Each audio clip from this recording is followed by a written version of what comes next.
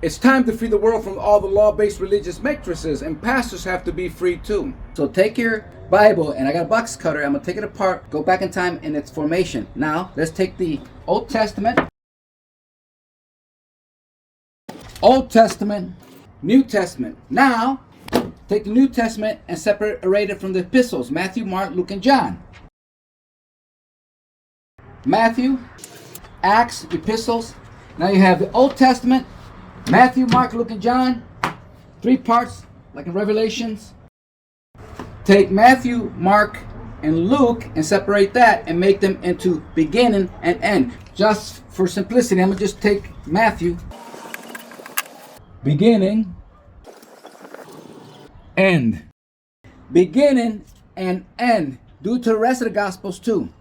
Now, I'm not telling you not to read the Bible, but read it now differently. And you can dissect the Bible even further. It's a tool of control. Because if you punch in the right verses and chapters, you get most people to, do what you want them to do. And my beloved pastors, you need to share this with them. Because Genesis, for example, has 2 creation stories, and they're different. Now, let me cut that up.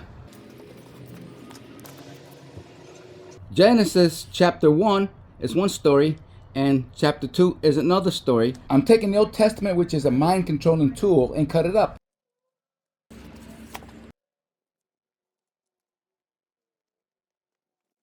Chapter 1, chapter 2.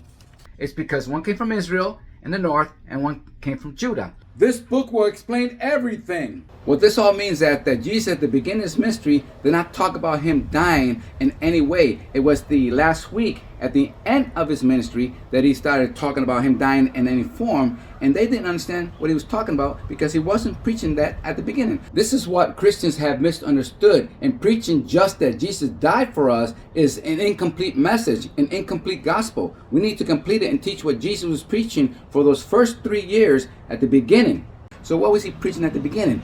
First, he announced the year of the Lord's favor to delete all monetary debts, local, national, whatever. And all the poor will get their inheritance back. Thy kingdom come, that will be done on earth. Forget our debtors.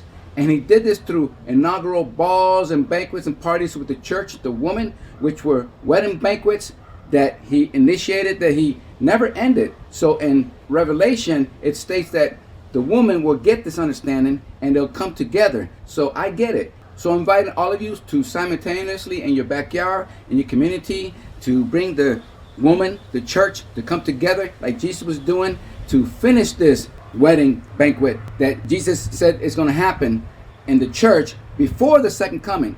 This is what is being preached at greatest1command.com.